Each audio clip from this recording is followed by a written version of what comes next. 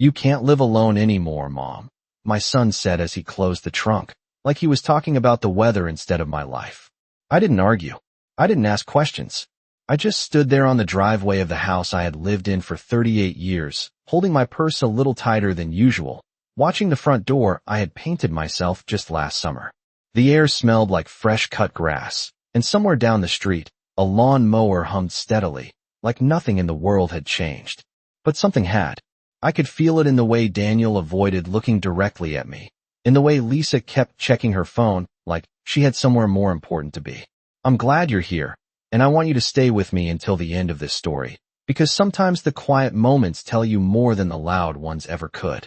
I slid into the back seat of their SUV without another word, smoothing my skirt over my knees, the same careful habit I'd had since I was a young woman. The leather seat was warm from the sun, and for a brief second, I thought about how many times I had driven Daniel around in my old station wagon, taking him to school, to baseball practice, to every place he needed to be. Now, I was the one being taken somewhere. Somewhere I hadn't chosen. "It's a really nice place," Lisa said from the front passenger seat, her voice overly bright, like she was trying to sell me something I hadn't asked to buy. "They have activities, and the staff is wonderful. You'll make friends." I nodded slightly, watching the reflection of our house grow smaller in the rearview mirror. I didn't need friends. I had a home. Or at least, I thought I did. As we pulled away from the curb, I noticed something that made my fingers tighten around the strap of my purse. A white sedan was parked just a few houses down, and standing beside it was a man in a navy blazer holding a clipboard. He wasn't from the neighborhood. I knew every car, every face on that street. This one didn't belong. Daniel followed my gaze for half a second before quickly looking back at the road, his hands tightening on the steering wheel just enough for me to notice. That was when the first crack appeared in the story they were telling me. "Who's that?" I asked quietly, my voice calm, almost casual. "Probably just someone looking at a house nearby," Daniel replied too quickly. Lisa didn't say anything. She just adjusted her sunglasses and looked straight ahead. I leaned back in my seat, letting the silence settle around us. I had spent most of my life learning how to read what people didn't say. It was a skill you develop when you raise a child on your own for long stretches, when your husband works late, when you become the one who holds everything together without ever making a scene. And right now, what they weren't saying was louder than anything they could have told me. The road stretched out in front of us, familiar streets slowly giving way to parts of town I didn't visit often anymore.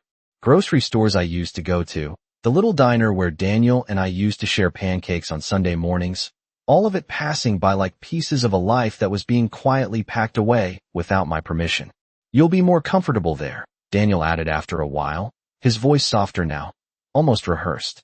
"It's just temporary, until we figure things out." Temporary. That word hung in the air like a promise no one intended to keep. I turned my head slightly, looking out the window as we drove past a real estate sign planted firmly in someone's front yard, bright and impossible to ignore. For a moment, I pictured one of those signs standing in front of my house, right where the rose bushes bloomed every spring. The thought didn't make me panic. It didn't make me angry. It just settled somewhere deep inside me, quiet and heavy. Because suddenly, everything made a little more sense. The sudden concern. The careful smiles. The way Lisa had started asking questions about paperwork just a few days ago, her tone light, but her eyes sharp. I closed my eyes briefly, letting the rhythm of the car lull the surface of my thoughts while something else, something steadier, began to wake up underneath. They thought they were helping me. Or at least, that's what they wanted me to believe. But as the city blurred past the window and the distance between me and my house grew mile by mile, one thing became clear in a way it hadn't before. This wasn't about my comfort. And whatever they thought they were doing, they were already too late.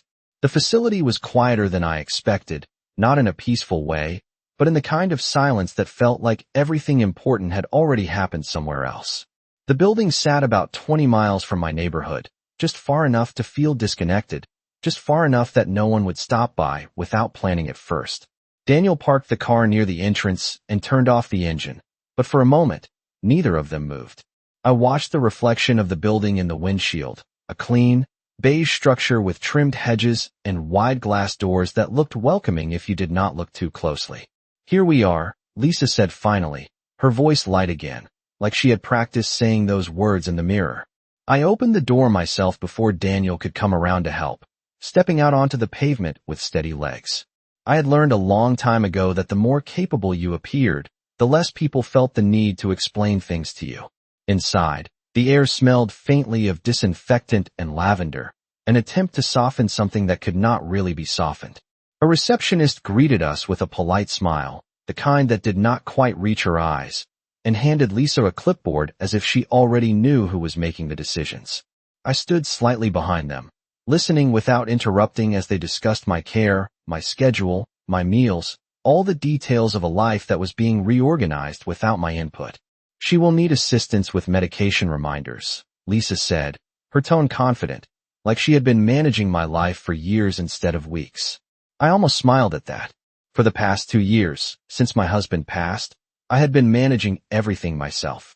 The house, the bills, the repairs, even the stubborn faucet in the kitchen that never quite stopped dripping. I had not been struggling. I had been adjusting. There is a difference, but it is one people often ignore when it is convenient. A nurse led me down a long hallway lined with identical doors, each one slightly open, revealing glimpses of other lives reduced to small, tidy spaces. A television murmured somewhere in the distance, and a cart rolled slowly past us, its wheels squeaking softly against the polished floor. "This will be your room, Ms. Whitmore," she said, pushing open a door at the end of the hall. The room was simple, clean, with a twin bed, a small dresser, and a window that looked out onto a parking lot. I placed my purse on the bedside table and ran my fingers lightly over the surface, feeling the unfamiliar grain of the wood. Daniel stood in the doorway, shifting his weight from one foot to the other. "If you need anything, just call us," he said, his voice careful, like he was choosing each word before letting it out. I nodded, meeting his eyes for the first time since we left the house. "I know how to use a phone," I replied gently. He looked away first. Lisa checked her watch, already halfway out the door. "We will come visit soon," she added, though she did not specify when. I had noticed that about her. She preferred words that sounded reassuring without committing to anything concrete. After they left, the room felt even smaller, the quiet settling in around me like a second layer of air. I sat down on the edge of the bed and looked at my hands, noticing how still they were. No shaking, no panic, just a steady awareness that something was not right. My mind drifted back over the past few days, replaying small moments I had not paid much attention to at the time. Lisa standing in my kitchen, asking casually where I kept the house documents. Daniel opening drawers he had never cared about before, flipping through folders with a kind of urgency he tried to hide. The way their conversations would stop the moment I entered the room, replaced by smiles that came a second too late. I had told myself it was concern, that they were just trying to help, that maybe I was the one reading too much into things. But sitting there in that narrow room, miles away from the place I had built my life, those explanations felt thin, like paper held up to the light. I turned toward the window and watched a car pull into the parking lot, its tires crunching softly on the gravel. People came and went here all day, I imagined, dropping off parents, picking up paperwork, making decisions that could not be easily undone. And back on my street, in front of my house, I pictured that man with the clipboard again, standing a little too comfortably on a lawn that was not his. I did not need anyone to tell me what that meant. I had seen enough in my lifetime to recognize when a plan was already in motion. I leaned back slightly, resting my hands in my lap, and let the thoughts settle into place with quiet certainty. They believed they had moved me out of the way. They believed everything was under control. But they had overlooked something small enough to ignore, yet strong enough to hold everything together. And the more I thought about it, the clearer it became that whatever they were planning, they did not understand the ground they were standing on. The first night passed slowly, measured not by hours but by small, unfamiliar sounds that made it impossible to fully rest. A distant television flickered somewhere down the hall, voices rising and falling in patterns that did not belong to me. A nurse's soft footsteps paused outside my door at regular intervals, as if checking on something fragile. I lay on the narrow bed, staring at the ceiling, tracing faint cracks in the paint that reminded me of the kitchen back home, where the morning light used to come through the window just right, catching the edge of the counter where I kept my coffee mug. That thought stayed with me longer than I expected. Not the coffee, not the routine, The counter itself. The house. By morning, I was already sitting upright before anyone came to check on me, my purse resting beside me exactly where I had placed it the night before. I had always believed that when something feels wrong, you do not rush to fix it. You observe it. You let it reveal itself. Breakfast was served in a common dining room at the end of the hallway. I walked there on my own, ignoring the gentle offer of assistance from a staff member who looked at me with practiced concern. The room was filled with quiet conversations, the clinking of silverware against ceramic plates, the low hum of people adjusting to lives that had been rearranged for them. I chose a seat near the window, where I could see the parking lot and the steady movement of cars arriving and leaving. Across from me, an older man stirred his oatmeal slowly, his eyes unfocused, as if he was somewhere else entirely. I understood that feeling more than I wanted to admit. After breakfast, I returned to my room and closed the door behind me, letting the quiet settle again. I opened my purse carefully and took out the small leather wallet I had carried for years. Inside, tucked behind a few receipts and an old photograph, was a folded piece of paper I had not looked at in months. I did not unfold it yet. Instead, I held it in my hand, feeling its edges, remembering when my husband first handed it to me at the kitchen table. "Keep this somewhere safe," he had said, his voice calm, his eyes steady in that way that meant he had already thought 10 steps ahead. At the time, I had smiled, assuming it was just another piece of paperwork in a life full of them. Now, sitting in a room that was not mine, I began to understand that he had not been thinking about paperwork. He had been thinking about people, about possibilities, about what might happen when he was no longer there to stand between me and the rest of the world. A soft knock interrupted my thoughts. "Ms. Whitmore, your son is on the phone," a staff member called from the hallway. I folded the paper again and slipped it back into my wallet before opening the door.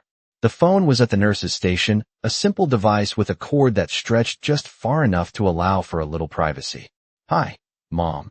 Daniel's voice came through, slightly distorted, like distance had already begun to change it. "How is everything?" I paused for a moment before answering, letting the silence sit just long enough to make him aware of it. "It is quiet," I said. "That is good," he replied quickly. "You need rest."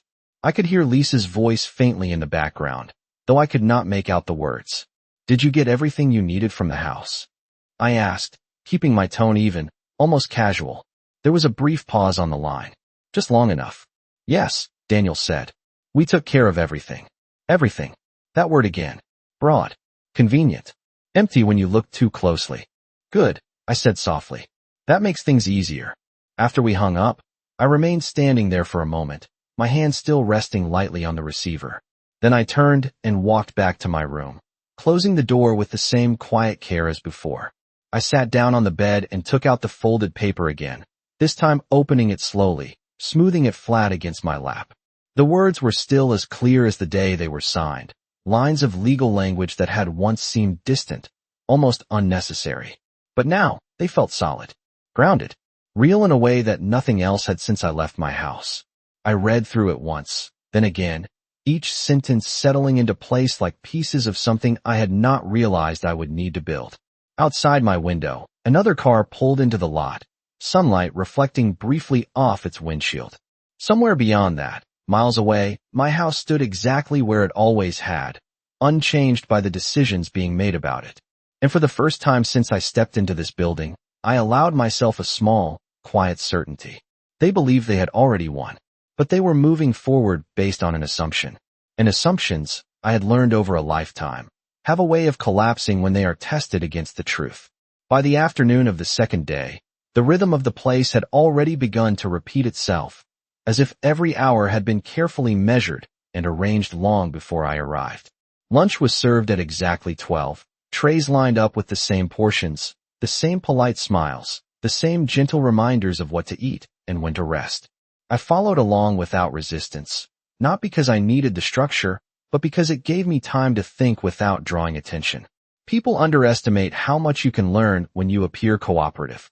After lunch, I returned to my room and sat by the window, watching as a light breeze moved through the small trees lining the parking lot. Their leaves shifted quietly, catching the sunlight in a way that reminded me of the oak tree in my backyard, the one Daniel used to climb when he was 8 years old, insisting he was old enough to reach the top branch. I had stood below him with my hands ready, just in case. Back then, he used to look down at me with complete trust, as if I would always be there to catch him if he fell. I let that memory settle for a moment before letting it go. People change, not all at once, but slowly, in ways you only notice when you look back. My thoughts returned to the days before I was brought here, replaying them more carefully now, like reading a letter for the second time and finally noticing what was hidden between the lines. It had started with small questions. Lisa asking where I kept certain documents, her tone light, but her attention sharp. Daniel offering to help organize my paperwork, something he had never shown interest in before. At the time, I had appreciated it. I had told myself it was responsible, that he was stepping into a role he had avoided for too long. But now, the details aligned differently. The way Lisa had stood just a little too close while I opened drawers, her eyes scanning everything before I could close them again. The way Daniel had lingered over a folder, flipping through pages with a focus that felt out of place. I remembered the afternoon they both sat at my kitchen table, speaking in low voices while I made tea, their conversation stopping the moment I turned around. Just talking about some updates, Lisa had said quickly, her smile arriving a second too late. I had nodded, accepting the explanation because it was easier than questioning it. Easier than imagining that my own family might be planning something without me. I leaned forward slightly, resting my elbows on my knees, letting the pieces fall into place without forcing them. The truth does not need to be rushed. It reveals itself when you are quiet enough to see it. A soft voice came from the hallway as two staff members passed by, their conversation drifting briefly into my room through the partially open door. They usually sell pretty fast in that neighborhood, one of them said casually. Especially houses like that. I did not move. I did not react. But I listened. The other voice responded, lower, almost amused.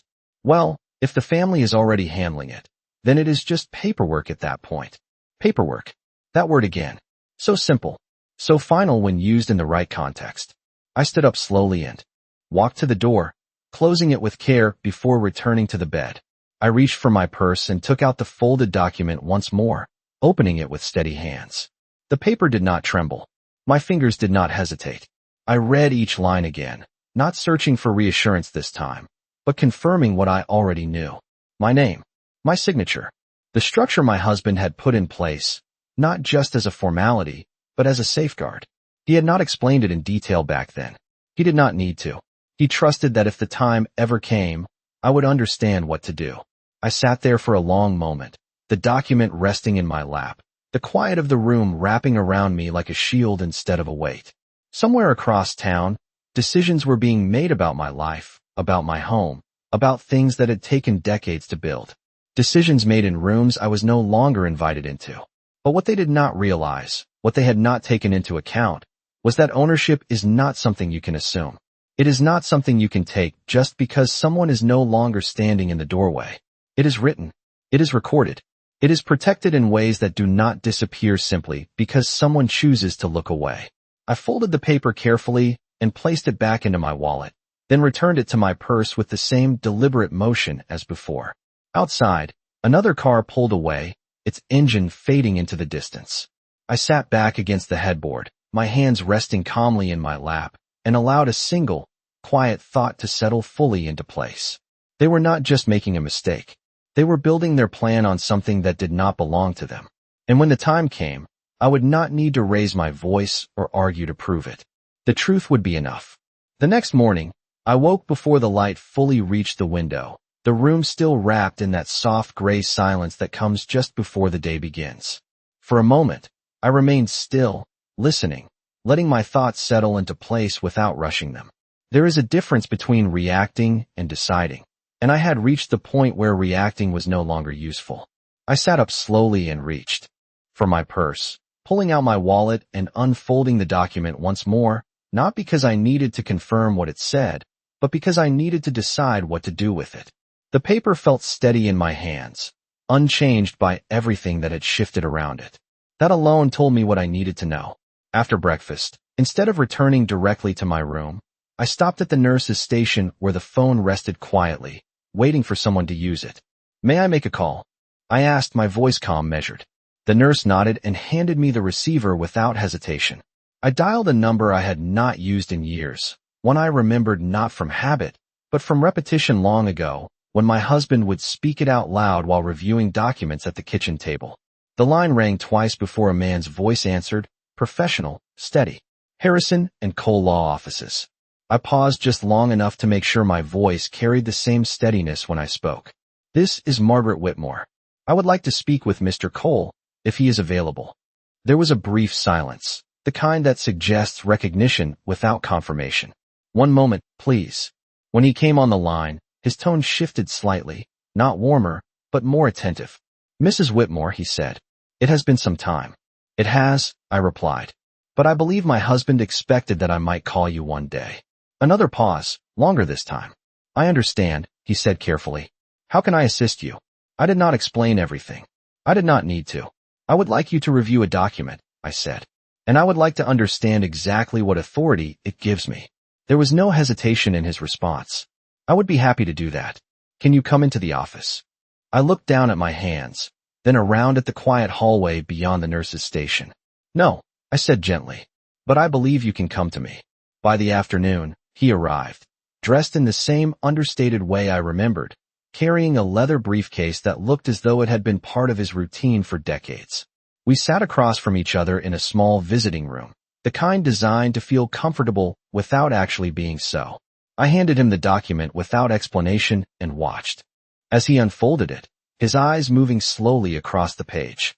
His expression did not change immediately, but I saw the moment it settled, the moment he understood not just what the document said, but why it mattered now. He looked up at me, his gaze direct, professional, but with something else beneath it. Respect, perhaps. Your husband was thorough, he said. He always was, I replied. He nodded once, then placed the paper carefully on the table between us. This establishes a trust structure that places full ownership and control of the property in your name. No transfer, no sale, no modification can occur without your explicit authorization. I let his words settle into the room, not rushing to respond, even if others believe otherwise. I asked quietly. He allowed himself a small, almost knowing pause. Belief does not override legal authority, he said. And according to this, you retain complete control. Complete control. The phrase did not feel heavy. It felt precise. I folded my hands in my lap, considering not the document itself, but the timing. If someone attempted to list or sell the property without my involvement, I continued, what would happen? He did not need to think long. The transaction would be blocked. Any attempt would be flagged immediately, and depending on the circumstances, there could be legal consequences. I nodded slowly, not with surprise, but with confirmation. Everything was aligning now, not emotionally, but structurally, like a set of doors I had not realized were still locked. Mr. Cole closed his briefcase after returning the document to me, his movements deliberate. Would you like me to take any action at this time? He asked. I held the paper for a moment before folding it and placing it back into my wallet. Not yet, I said. I would prefer to see how far they intend to go. He studied me briefly, then gave a small nod. Understood. After he left, I returned to my room and sat by the window once again, the afternoon lights stretching across the floor in quiet lines. Somewhere, plans were continuing without interruption. Calls were being made. Decisions were being finalized. But now, those plans were moving towards something they did not fully understand. I rested my hands in my lap, the same calm settling over me as before, but this time it was clearer, sharper. I was no longer trying to understand what was happening. I knew. And more importantly, I knew exactly where it would lead them. By the third day, the routine no longer felt unfamiliar, which was exactly why it became useful. Predictability has a way of lowering people's guard, and I had no intention of disrupting that too soon. I attended meals at the same time, walked the same hallway, nodded politely at the same staff members who had already begun to see me as cooperative, quiet, easy to manage. It was a role I allowed them to assign, because it gave me space to observe without interruption. That morning, while I sat near the window in the dining room, I noticed something subtle but telling. The receptionist at the front desk spoke a little longer than usual on the phone, her tone shifting from routine politeness to something more attentive. She glanced toward the hallway where the visitor rooms were, then lowered her voice slightly. I did not hear the full conversation, but I caught enough. Yes, the property on Elmwood Drive. I believe the family is handling it. You would need to confirm with them directly. Elmwood Drive. My street. I continued eating without reacting, setting my fork down carefully, taking a sip of coffee that had already gone lukewarm. It was no longer a question of whether something was happening. It was a matter of how far they had already gone. After breakfast, I returned to my room and sat down at the small desk by the window, folding my hands together as I reviewed what I knew. They had moved quickly, too quickly for this to be a sudden decision. That meant this had been planned before I ever stepped into that car. The conversation in my kitchen, the questions about paperwork, the man with the clipboard outside my house. Each piece fit now, not loosely, but with intention. I reached for my purse and took out my phone, a simple device I rarely used beyond basic calls. I scrolled through the contacts until I found a name I had not needed in years, someone who had once helped us when we refinanced the house long ago. I hesitated for only a moment before pressing the call button. The line rang several times before a woman answered, her voice professional but warm. Good morning, this is Greenfield Realty. I kept my tone even, unhurried. Hello, my name is Margaret Whitmore. I would like to ask a general question about a property listing. There was a slight shift in her voice, the kind that comes when curiosity is piqued. Of course, how can I help you? I chose my words carefully. If a home is listed for sale, is the owner always directly involved in that process? A brief pause. Yes, ma'am. The owner would need to authorize the listing. We cannot proceed without that. I let that settle for a second before continuing. And if someone else attempted to initiate the process without proper authorization? This time, her response came with a note of clarity. That would not be valid. We would require verification of ownership before moving forward. I thanked her and ended the call, placing the phone back into my purse with steady hands. The confirmation was not surprising, but it was necessary. It reinforced what I already understood, not emotionally, but structurally. They were moving forward with something that could not hold. I stood and walked slowly to the window, looking out at the parking lot where a few cars sat quietly under the late morning sun. Somewhere beyond that, my house stood exactly where it always had, unchanged, unmoved, still under my name regardless of what anyone else believed. I rested my hand lightly against the glass, not out of longing, but out of recognition. That place was not just a memory. It was still mine. And the people who thought they were taking control of it were building their plans on a foundation they had not checked. Later that afternoon, a staff member knocked gently on my door. Ms. Whitmore, you have visitors scheduled for tomorrow, she said with a polite smile. I nodded once. Thank you. After she left, I sat back down on the bed, folding my hands in my lap as I considered what that meant. Visitors. Not a casual call. Not a brief check-in. Something more deliberate. I did not need to guess who it would be. The timing alone made it clear. They were not coming to see how I was adjusting. They were coming to move forward. I leaned back slightly, my expression calm, my thoughts precise. If they believed everything was already in place, then they would arrive confident, certain, unprepared for anything beyond their expectation. And that was where the balance would begin to shift. Not with confrontation, not with raised voices, but with something far simpler. The truth, presented at exactly the right moment. The next day arrived with a kind of stillness that felt intentional, as if everything was waiting for something to begin. I dressed carefully, choosing the same soft blue blouse I had worn the morning Daniel and Lisa first came to talk about, making things easier. I remembered how Lisa had smiled that day, her eyes moving quickly around the room, measuring, assessing, deciding. It was a look I understood now. Not concern. Calculation. I sat in the chair by the window, hands folded neatly in my lap, my purse resting beside me within easy reach. I did not pace. I did not rehearse what I would say. There was no need. The truth does not require practice. It only requires timing. A soft knock came just before noon. Ms. Whitmore, your visitors are here, the staff member said gently. I stood, smoothing the fabric of my blouse, and walked down the hallway at an unhurried pace, my steps steady against the polished floor. When I entered the small visiting room, they were already there.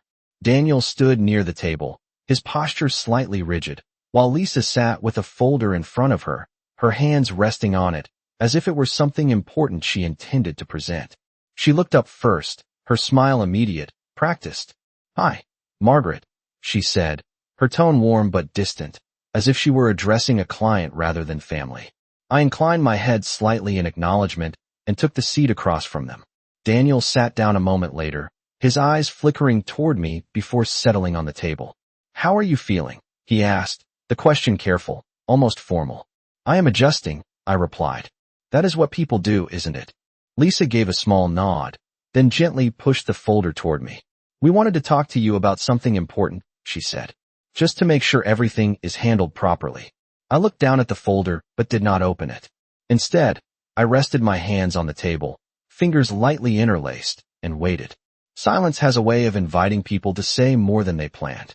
Lisa cleared her throat slightly. "We have been looking into the house," she continued. "It is a lot to maintain, and we think it would be best to move forward with selling it. That way, we can make sure your care is fully covered and that everything is streamlined." Streamlined. Another word chosen for how it sounded, not for what it meant. Daniel nodded beside her, though he did not add anything. I lifted my gaze from the folder and looked at him directly.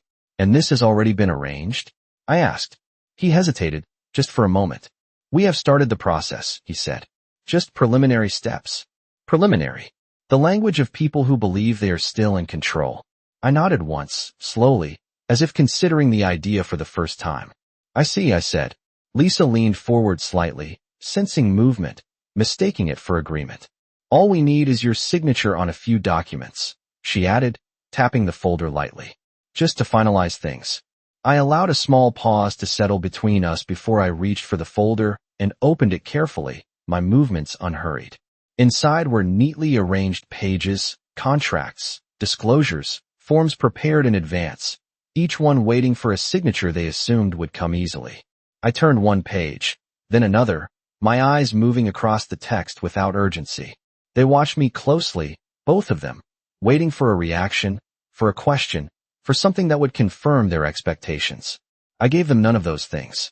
Instead, I closed the folder gently and placed it back on the table. "You have put a great deal of effort into this," I said calmly. Lisa smiled, relieved, mistaking my tone for approval. "We just want what is best for you," she replied.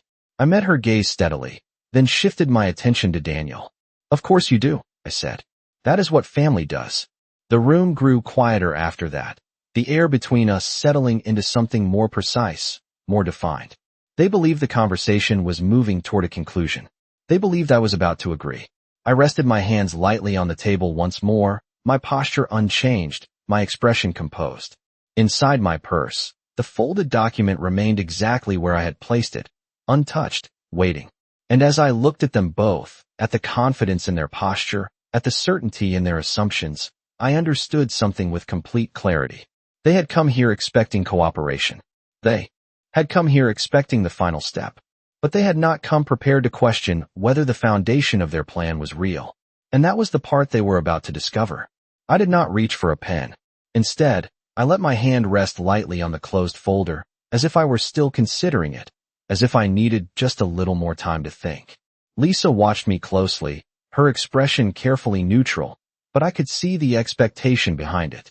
She believed this was a formality, a final step. Daniel sat beside her, quieter now, his fingers tapping once against the edge of the table before going still. He had always done that when he was unsure, a small habit from childhood that never quite left him. "Before I sign anything," I said gently, lifting my eyes to meet theirs, "there is something I would like to understand." Lisa nodded quickly, eager to move things forward. "Of course," she said. "What would you like to go over?" I tilted my head slightly, as if the question were simple. "Who authorized the listing?" I asked. The question hung in the air longer than expected. It was not confrontational. It was not accusatory.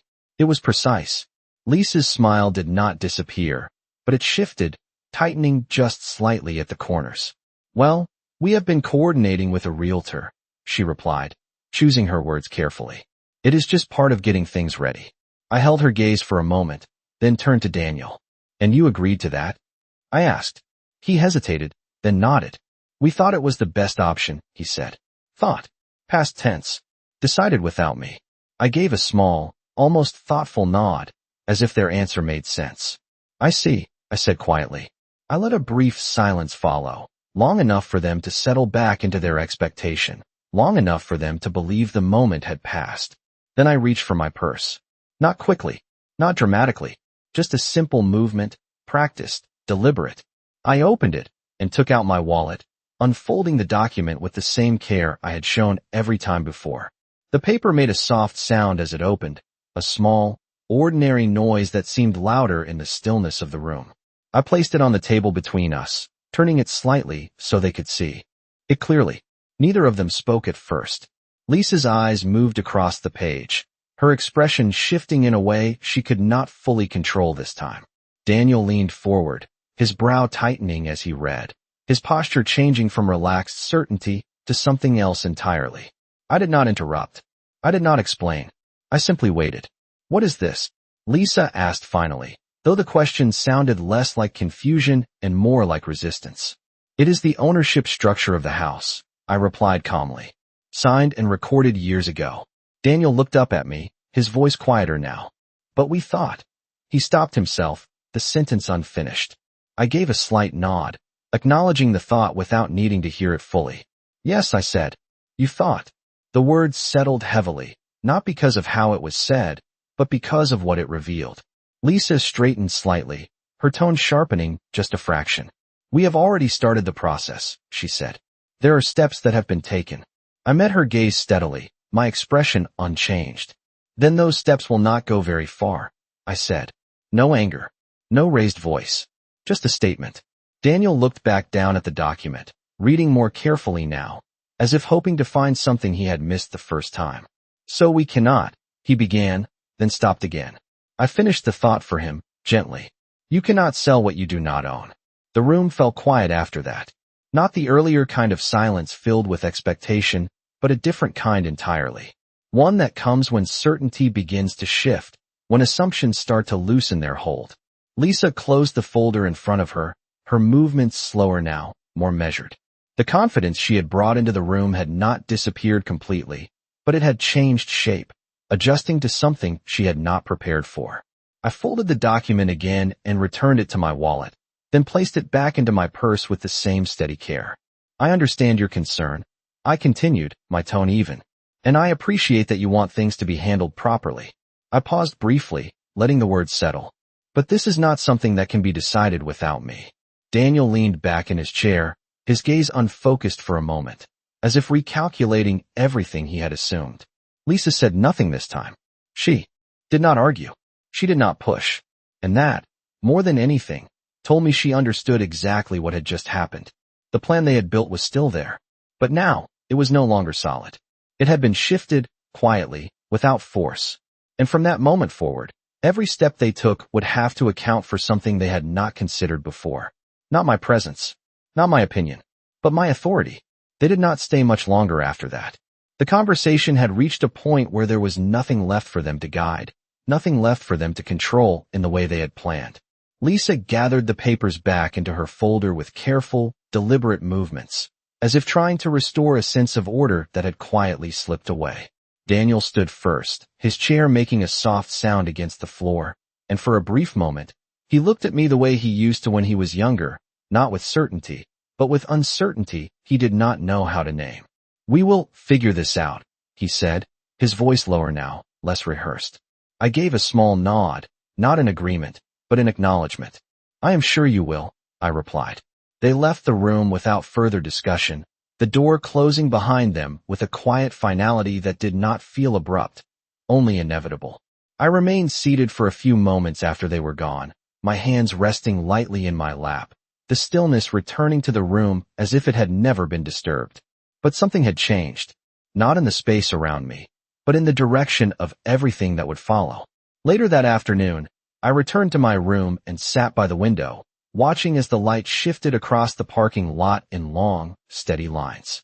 Cars came and went as they always did, people arriving with purpose, leaving with decisions already made. But somewhere beyond that routine, I knew the rhythm had been interrupted. Calls would be made. Questions would be asked. Documents would be reviewed again, this time with a different kind of attention. I did not need to be present for any of it to know how it would unfold. By the next morning, the first sign came. A call from Mr. Cole, his tone measured but more direct than before. "There has been an inquiry regarding." The property, he said. An attempt to move forward with a listing that did not include your authorization. I listened without interruption, my gaze resting on the window as the early light settled across the glass. And? I asked calmly. It has been flagged, he replied. The process cannot proceed without your consent. I have made that clear. I allowed a small pause before responding. Thank you, I said.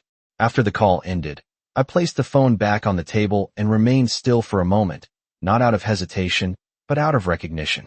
This was the point where assumption meets structure, where belief encounters something that does not move simply because it is ignored. Throughout the day, there were small indications that things were shifting beyond these walls. A staff member mentioned a call at the front desk asking about ownership verification. Another spoke quietly about a realtor who seemed surprised by new information. None of it was dramatic. None of it needed to be. The changes were subtle, procedural, unfolding exactly as they should. By the afternoon, Daniel called again. His voice was different this time, the certainty gone, replaced by something more cautious. Mom, he began, we need to talk about the house. I sat in the same chair by the window, my posture unchanged, my tone steady. We already have, I said gently. There was a brief silence on the line. We did not realize, he continued, choosing his words more carefully now. There are things we did not know. I let that settle for a moment before responding. Yes, I said. There were. He exhaled softly, the sound faint but noticeable. We just wanted to make sure you were taken care of, he added, the explanation offered like something that might still hold. I did not challenge it. I did not question it. And now you understand that I am, I replied. Another pause. Longer this time. What do you want to do? He asked finally. The question was different from anything he had asked before. It was not about process. It was not about plans. It was about authority. I looked out the window, where the same steady movement of cars continued, unchanged by the decisions being reconsidered elsewhere. For now, I said quietly, I would like things to remain exactly as they are. There was no argument after that. No attempt to redirect. Only a quiet acknowledgement on the other end of the line before the call ended. I placed the phone back down and rested my hands in my lap once more, the same calm settling over me as before, but this time it carried something else with it. Not relief. Not satisfaction. Something steadier. Balance. The kind that does not come from winning, but from knowing exactly where you stand. And as the afternoon lights stretched across the room, I understood with complete clarity that nothing had been taken from me. Not my home. Not my place. Not my voice. It had simply been overlooked. And now, it had been seen.